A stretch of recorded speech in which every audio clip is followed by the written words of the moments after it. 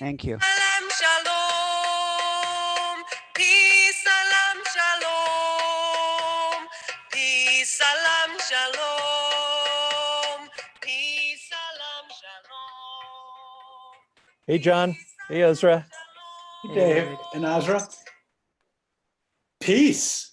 Salam. Shalom. I am Rabbi John Linder, the senior rabbi, Temple Solel in Paradise Valley. And of course, Dave and Azra, you knew that, so I guess I'm introducing myself to everybody else. Yes. Yep, I'm David Felten. I'm the pastor at the Fountains United Methodist in Fountain Hills, Arizona. I'm Azra Hussain. I am the co-founder and president of the Islamic Speakers Bureau of Arizona. So Hey. Dave and Azra, it is my hope that over our time together, our little chat, that we can discover ways to make our respective holy days meaningful in a different way because of the new world we're living in, our stay at home. And really looking forward just to discussing that with you both tonight.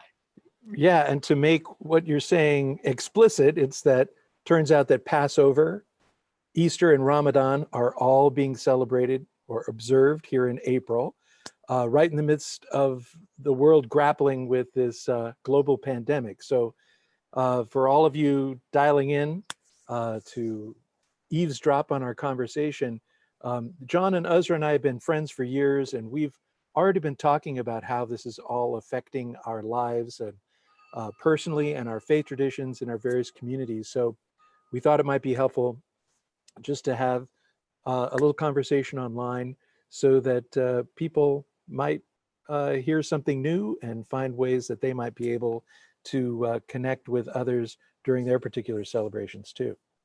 We'd also like to invite all of you to join us. So we don't want to be just the three of us chatting. We'd like to invite you to either, tell us about what you plan to do or what you've heard other people are planning to do and how you're going to just go ahead and copy them. That's fine too. So just, message us down here in YouTube or even on the Facebook, on ISBA Facebook page. Either way, we've got somebody watching for us and we'll pay attention to your comments and your questions. So you guys, what are you thinking about with our holidays all piling up here during the pandemic?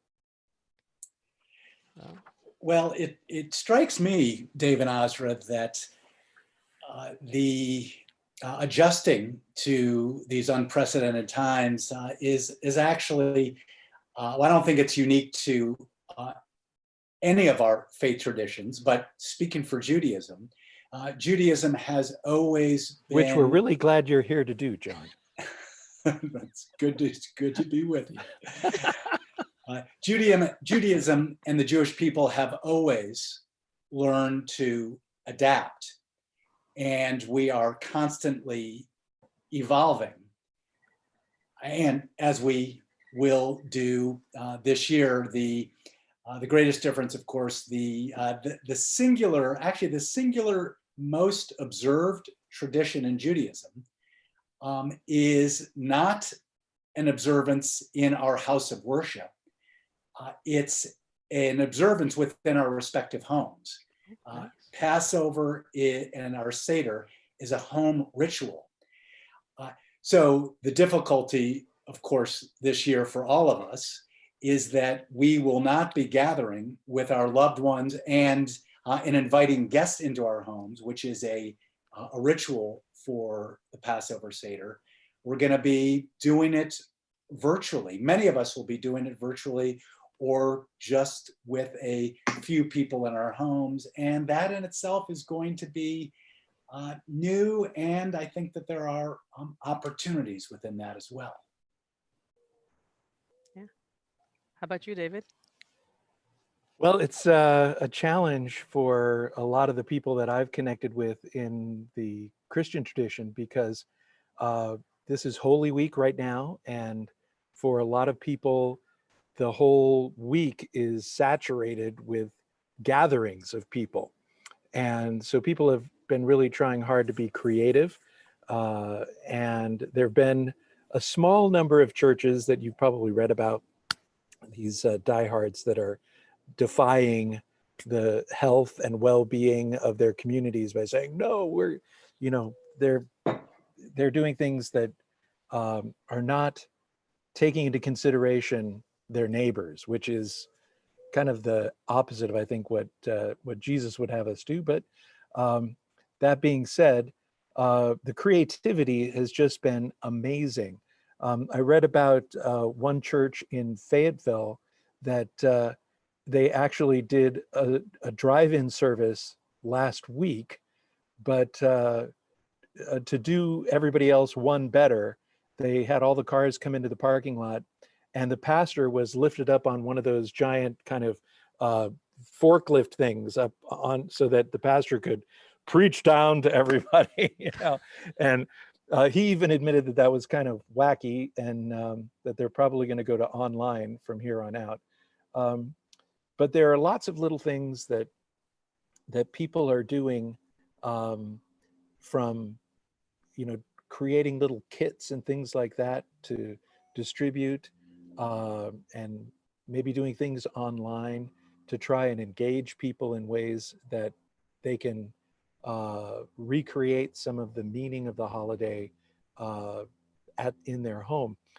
One church I read about was really creative, and I don't know, my kids still play Minecraft. I don't know if you're familiar with that game where you kind of build a world. And so they they did a Minecraft Easter egg hunt.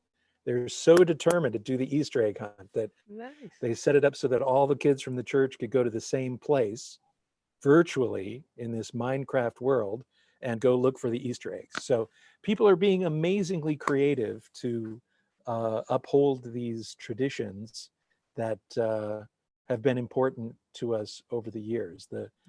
And the big deal is, I'm just not sure that um, I'm not sure that people are finding all of these efforts to be as uh, gratifying as it is the very simple things of staying at home and being in touch with loved ones, either the ones that you're with in your home or through telephonically or FaceTime or whatever, because everybody is taking an extra effort, making an extra effort to reach out to one another in ways that you don't normally do. And I think that in the end is really enriching this time more than any of the kind of superficial efforts that church leaders are making to kind of uh, distract people from the fact that this is like no time we've ever faced before. Mm, true. True. You know, I've been talking to many community members as well as imams, and just like the temple and the church, the mosques are making a huge effort to do everything online, right? The weekly, what they call the halaqas, or the study circles, are all online. In fact, one mosque down in Tempe has started doing a nightly one, just so people don't feel like the mosque has disappeared. Which is actually, I think, a good thing, because there are some people who I was chatting with and they didn't know about it, and one of them attended that last night online, and she texted me going, "Thank you so much. It just made me feel so much like I belong again," because her husband is actually overseas, got stuck over there without being able to travel back, and so she's feeling very lonely. Normally during Ramadan, about a month out beforehand, there are families preparing, they're out there doing community service together, the mosques are getting, meals ready for people in need. Families get all excited, and they're doing these lectures and study circles and all of this, and all of that's come to a grinding halt. And so a lot of people said, by now I would have been preparing, and I'm nowhere near that. We were so concerned with everything that's going around. I just have not even gotten there yet. And I'm actually one of those people. When this lady said that to me yesterday, I was like, you're right. By now I would have been doing so many things to prepare for Ramadan, and I didn't. Another thing that people have brought up is during Ramadan, um, every single night after our nighttime prayer, there are extended prayers into the night called Taraweeh prayers that the mosques will hold, where people will go and recite the whole Quran throughout the month, divide into 30 sections, and they'll try and finish it finish one section every night. So it's a Right. very long prayer. And for some people, that's actually very much part of Ramadan. And so they're missing that tremendously. So amazingly enough, again, like you said, mosques are getting very creative, and they're trying to find people who recite the Quran beautifully and getting them to do it online so it'll be in everyone's home while they're maybe joining in or praying on their own as well. So people are trying to make those differences and adjusting. For some people, it's Ramadan was always a quiet time at home and contemplative and meditation kind of situation. Others, it was very much a time to be out there with community and with community iftars. And iftar, for everyone who doesn't know, is when we break the fast in the evening at sunset, and so people celebrate. And so Ramadan is always called a celebration. It's almost considered for us, it's a month-long celebration that's happening, even though we are fasting and we are engaging in extra prayer and extra worship. We still refer to Ramadan as a celebration. So That's got it's to going be to a be different. challenge because, you know, since you're in the house and all the food is in the house, it's not like you're actually going to be able to leave and be away. I mean, that's the worst for me. And Yeah. I'm not fasting during the day. If I know the food is there, that's got to be a big challenge. It is. There was a teacher, she's a high school teacher, and she said, Azra, normally in Ramadan, I get up in the morning, I do my small suhoor, the morning breakfast before I leave, before the sunrise, and then I'm gone and I'm busy and I'm working and I'm in school and I'm dealing with kids. By the time I come home, I've only got a couple of hours before it's time for sunset. Now, like you said, I'm going to be sitting around with food in my house. Ramadan's going to be a challenge. That's right. So Yeah, John, interesting. you've talked about how, Passover is a family thing. Run us through a Passover, a Seder meal. Yeah, I mean, it's interesting that the Seder, the order of the meal, is meant to reenact the Exodus, that we are meant to reenact what our ancestors went through leaving Egypt after 400 years of slavery, their first taste of freedom and that journey.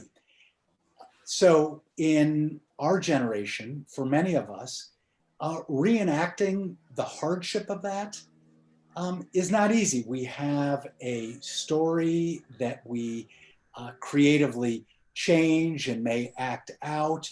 And this year, I think for many of us, for the Jewish community, the reenactment is going to be more real.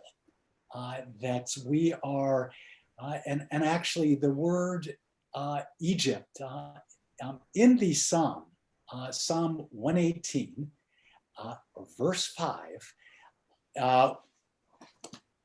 excuse me here. You, of course, have a giant, yes.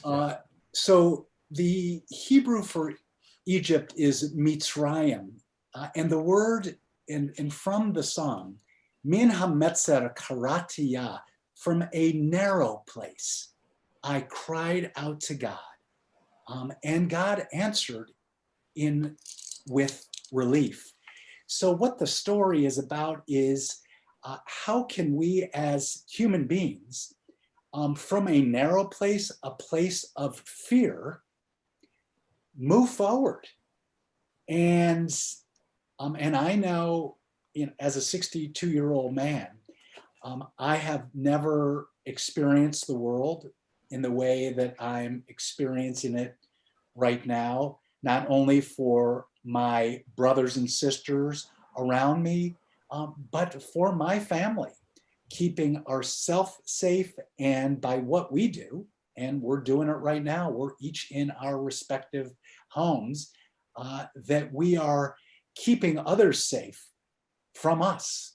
I was just thinking about the metaphors for us from a narrow place. What we really talk about, and it's kind of an interesting differentiation between, I think, Protestant and Catholic traditions too, is that if you walk into a Catholic church, you're going to find a emaciated, crucified man on the cross.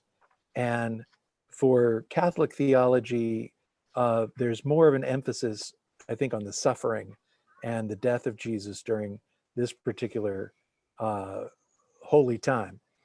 But in Protestant churches, you're going to find an empty cross, because we Protestants tend to emphasize more the liberation, the freedom, the new life, that kind of thing.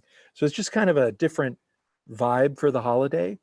But when you come right down to it, the fact that the cross and an empty cross or a crucifix with Jesus on it becoming a symbol of Christianity, which is essentially a tool of execution. It's cruel, and it's a shocking symbol that Christians didn't use for centuries because they're embarrassed by it. But it's like, okay,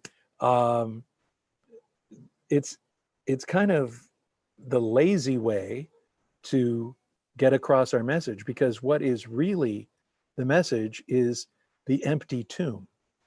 And it's just really hard to put empty on a chain, right? I mean, it's how do you portray an empty tomb? And that's really what the message of this holiday is for Christians, is emptiness. That out of emptiness, out of this shock of death and destruction and everything going exactly not the way you hoped it would go, is new life. It's something exciting. And how is that symbolized? By emptiness. It's kind of a weird thing to work with. And I really think that for us as Christians, this is going to be an interesting Easter, because you look at all of our Easter texts in the Gospels, and it's really a parade of craven, fearful disciples who all run off and hide, except for the women. The women are there; they're taking care of business, but the men all go off and hide in some undisclosed location to hide from the authorities. And they're spending Easter in their homes alone.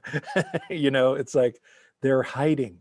And so this is going to be a really interesting time to kind of reclaim some of that reality that, even when we are hiding or we are isolated at home, there's something being reborn in the world. There's something new that's going on. And I think it's just outside of our ability to really grasp completely.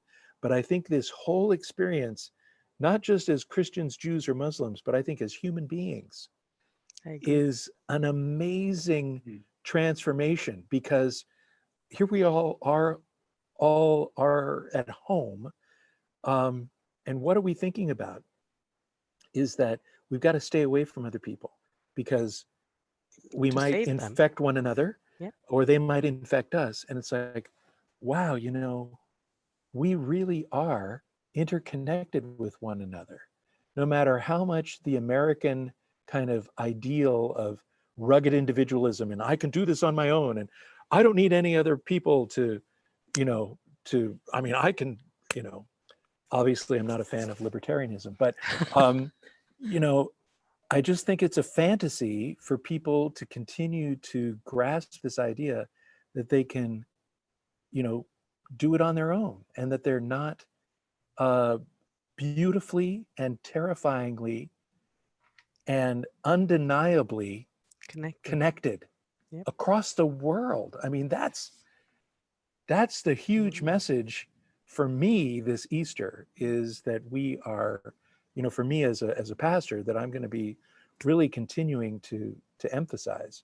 I'm so glad you said that, because when you talk about the renewal, you're talking about transformation. That's what Ramadan is supposed to be about. You're supposed to go through this month of practicing self-control, practicing worship, remembering God, remembering to take care of your neighbors, and all of that. And you're supposed to come out of those 29 to 30 days being a transformed new person. Doesn't always happen, right? Yeah. Because half the time you find people are actually gaining weight in Ramadan instead of controlling themselves, because they missed all the fried foods that they wanted to have, and they're breaking their fast that way. And whereas, like you said, again, Ramadan is also supposed to remind us that we are connected to each other across the world. I may not know a Chinese Muslim lady ever, and I may never meet her, but during Ramadan, if she's healthy and she's an adult, she's going to be going through just about what Right. I'm going through. Yeah. And you're supposed to remember that, and remember that you are connected in these ways. So I agree with you, David. I think more of us this year, we hope, inshallah, Yeah. will come out of this the other side, having gained this idea that we are connected to each other in a much deeper way than we ever appreciated. Well, Azra, I remember in seminary, I was tasked with reading the autobiography of Malcolm X. And that was a really transformational book for me to read. But one of the things that stood out to me was the kind of transformative experience he had doing the Hajj, and having that same kind of experience you're describing. And you did the Hajj not long ago. I mean, did you do it during Ramadan, or tell us remind me about some of that experience? Well, Hajj does not take place during Ramadan, right? Hajj tends to be in the 9th month of the Muslim lunar calendar, and Hajj is in the 12th month. So they're always going to be apart. But that was definitely a beautiful, beautiful time. I'm a people watcher. So thank God my husband was there with me, because he could take me in and out of the mosque, because I was so busy falling in love with everything I saw.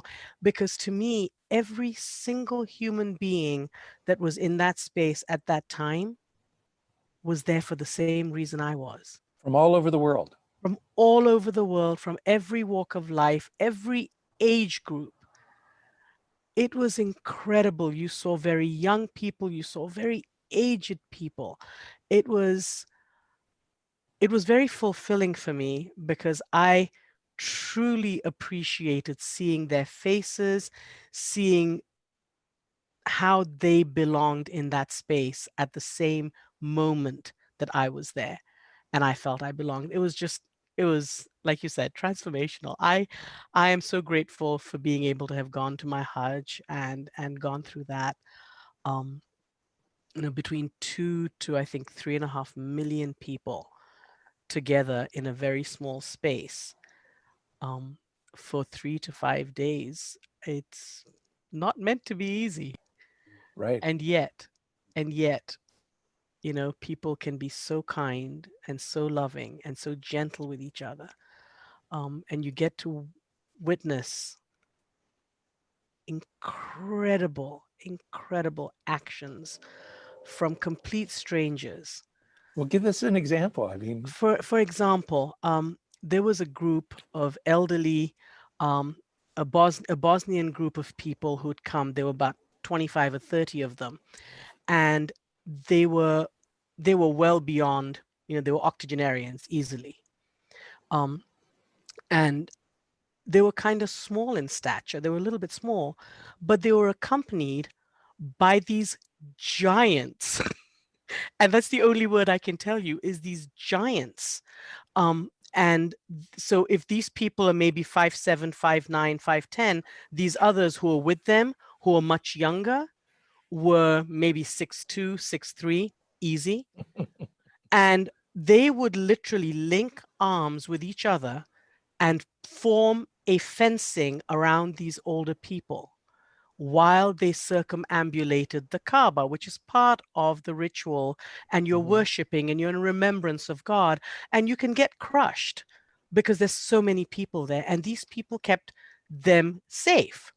Well, in the midst of that, I think a gentleman who was probably my age at the time, or maybe a little older than I am, I think he panicked. He was at a loss for air. So he started going, if people are going in this way, he's going across. And he's punching his way through people to get out of there. And this Bosnian group was ahead of us. And the corner gentleman, the tall one, had this guy come up against him and start punching him. And he's just punching away, trying to get him to move. And this man didn't do anything. He just very gently looked down and pushed his arm and just gave him some space behind his back and kind of shoved him along, gently along, so he wasn't stuck. And it was just such a natural, non-thinking, gentle, kind thing to do when this man was obviously in a frenzy. So it was just a lovely thing to watch. Complete stranger, just caring for somebody else.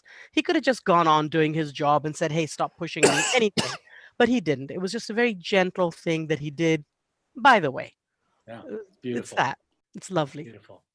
Yeah, I share, again, for Passover, knowing that, most Jews around the world are going to be at a Seder table, whether they're at their own Seder table or a communal Seder table. This year, our communal Seder table at Temple Salel is going to be virtual via Zoom. But the comfort to know that the core of each one of our services is being shared by Jews around the world. And that's really quite remarkable, that interconnectedness. Yeah. And the Seder itself is also our connection to humanity. One of the, if I could share, because I think this will be, well, I know at our home, we will change the ritual. I just happen to have a glass of wine here. It's actually not, it's not wine that you might choose. It's Manischewitz, right? It is Manischewitz. Nice. Pastor, it is Manischewitz.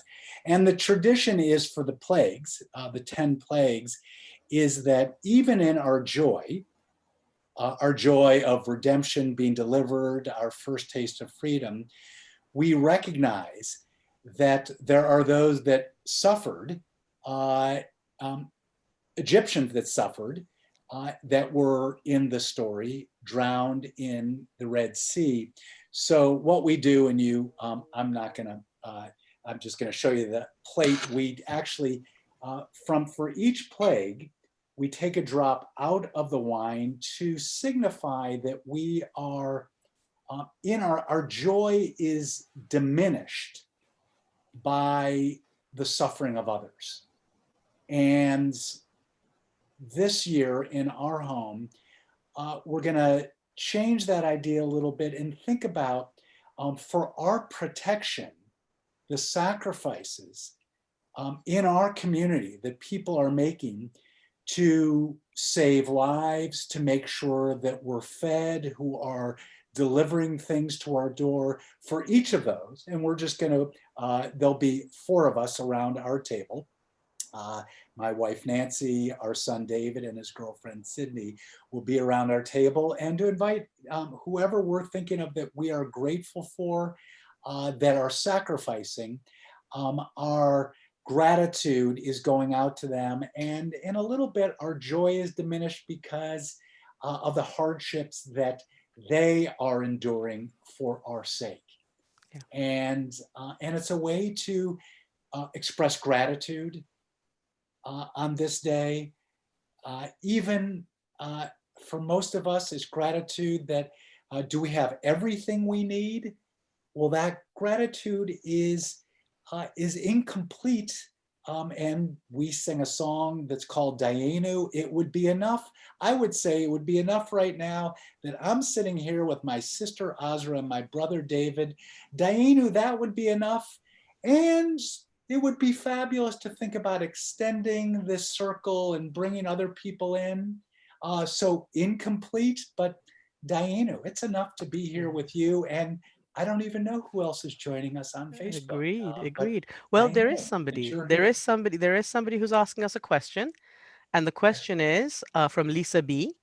What, what do your traditions teach about creating happiness in times of uncertainty? Go, John. Well, actually, I know who this Lisa B is, so I'm gonna, and she hears me give answers to her questions all the time. So, Pastor, I'm gonna toss the ball to you.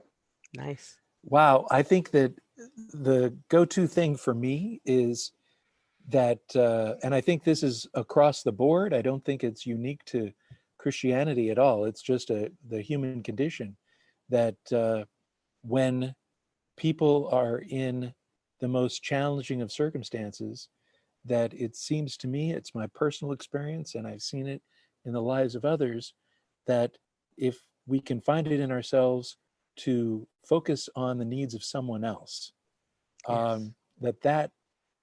that completely changes our perspective on our own, whatever it is, our own sorry self. And I think that, again, I think that's just a common sense. And so often we need to be shaken out of our own sense of suffering, from not just seeing that, oh, other people have it worse, because it doesn't necessarily have to be the people having it worse. It's just that, again, I want to come back to, we are all in this together. Yes. And when I'm in a place where I can help someone else, I would trust that they would return the favor at another time. So it's kind of a paying it forward kind of thing. Yeah. That restores my faith in humanity. And I don't think it has to be huge, big actions that are showy and amazing and saving. It could be as simple as a smile or a gesture to your neighbor who's alone, right? You're going for a walk all by yourself, and you know somebody is alone in their home, and just waving at them and saying hi from far away might just Yeah, make their day. You don't yeah. know. You don't know that Well, that tiny little action could have made such a huge difference in somebody's life. Azra, I don't know if you've seen this, but my daughter is like totally addicted to TikTok. I'm like, oh my gosh, trying to figure out how to bring, if anybody has any suggestions, please put it on Facebook, how I can break that habit. But one of the things that we saw this week that she shared with me was a guy who, for whatever reason, he had a stash of toilet paper and hand sanitizer. And he put it out on his front stoop with a sign to the mail carriers and Amazon and all the delivery people. And it Oh, says, thank you for what you're doing. Please take one. And nice. so it's like, I mean, it's such a small thing, but it's not. I mean, Yes.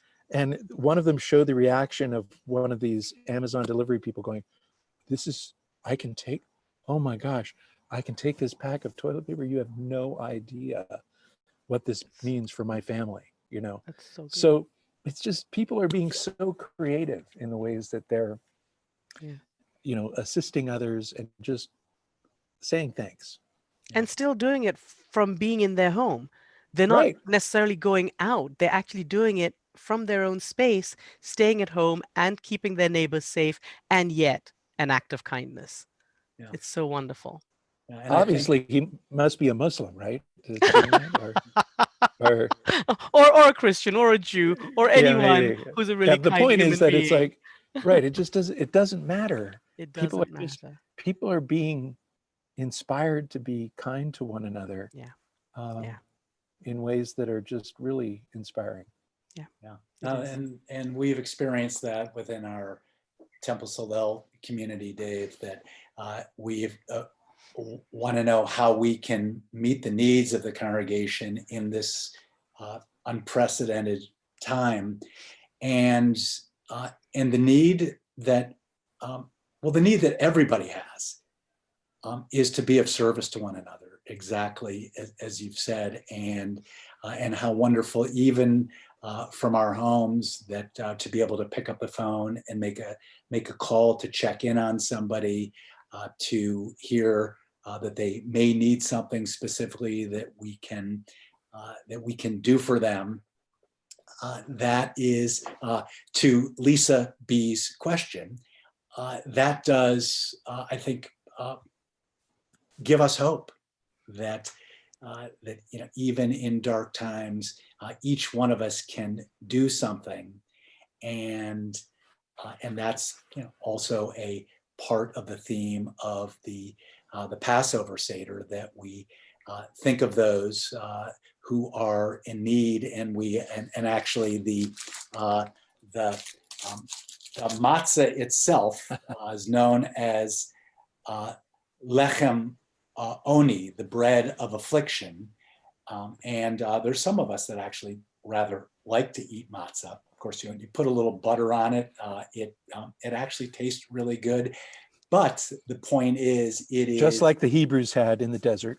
It is bread that when you don't have much time to leave your place of enslavement, you rush and you make bread, and this is what you carry with you. And to make sure that for this holiday that we are providing for the needy is something that we can do, and maybe have to do it in some more creative ways this year in making donations. Yeah. But something that I think gives us all hope. We actually have a comment from somebody. Linda, thank you. This year, Ramadan falls in the same time frame as Passover and Easter. It would be nice if representatives of all three faiths would maximize this togetherness. Thanks for doing this get together. Well, kudos to Azra for bringing us together, and it really is. It feels perfect. I think it feels perfect to all of us to be together. Yeah. No, I'm glad we did this. Yeah. So John, I'm just thinking, as I'm thinking about my kids getting a little too old now to really embrace the whole dyeing of Easter eggs, and it's been years since they've actually gone out and hunted for Easter eggs. We now do more of kind of like just a nod towards that kind of thing. But I know that one of the things that they have loved, and when we would do, when is it the second night of Passover that you invite neighbors and friends to? Well, actually, either first or second night, and you also might be thinking of Sukkot, to invite neighbors and friends in the sukkah. We do that as Jews. We look for any opportunity to bring friends and new acquaintances, strangers into our homes. What I'm thinking about specifically is how much my kids love looking for, is it the afikomen? The afikomen. The afikomen, that, yeah. So maybe we'll figure out a way to, so I'm going to have something for your kids to find the afikomen. I've got a little thing. We actually did it with our religious school this past Sunday. Is it virtual, or how do you do that? Virtual find the afikomen. My kids will love it. Yeah. And of course, when we're all experiencing this in these times, creativity is flowing. Oh my goodness. Absolutely. Yes. Well, what are some of the other things that you've heard about synagogues doing with the, to do the at-home stuff? I think, as it is every year, that there are new creative readings that people bring to their seders. And I mean, I think the most different thing that's happening this year is just how people are being connected exactly the way we are in orchestrating that between homes, and how people do that, I think will be the most unique part of this Passover Seder, and maybe making do with what you have in your house that you can't, as my dear colleague Rabbi Emily Langwitz said, if you don't have a lamb shank bone, you use you instead of a lamb bone, you'll use a yam. And for vegetarians, that's actually a wonderful thing, anyways. Nice. So you do with what you have, And be grateful that there's no gefilte fish on the shelf. Yeah. Is that what that is? What is that? The like dried fish, not dried fish, but the if you've had it dried, you have not dried. eaten It's like my it's grandmother's gefilte fish of blessed memory. It's slimy or something. It's yeah, it's what they do to preserve it. So yeah. I'll have you over for that treat sometime. Oh, great. Nice. Yeah, that'd be super.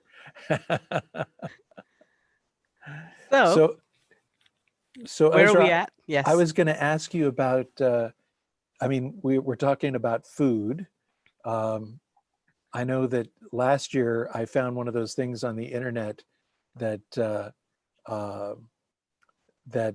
was a grocery store mistake that said special sale on the Ramadan. Hanukkah ham. You know, it's like Hanukkah ham, only, you know, $2.99 a pound or something like that, you know.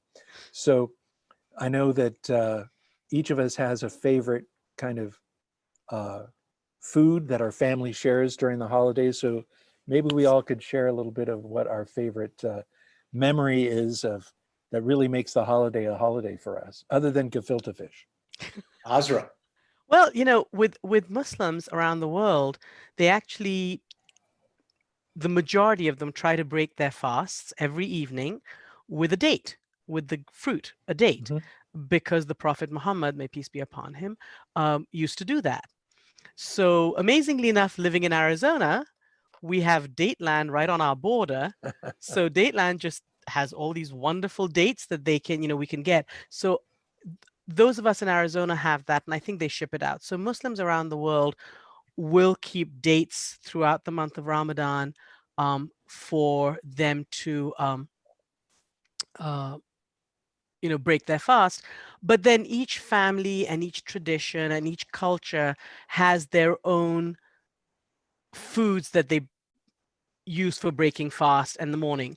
For example, in Indian Pakistani culture, there's a lot of combinations of garbanzo beans and onions and tomatoes in every combination you can imagine that's served up, usually some kind of a fruit salad. And some people take that fruit salad and add salt and pepper and lemon juice to it, which completely freaks me out. It makes me hungry. And then of course everybody has some version, and I don't know if you've heard of samosas. Oh yeah. So they are not pastry but flour they're like dumplings made of ground beef or ground meat of some kind, and they're usually fried. And so just about every group of people from India, Pakistan, maybe even Bangladesh, I'm not sure about Bangladesh so much, but they will definitely have that as something at their breakfast table, you know, the iftar table.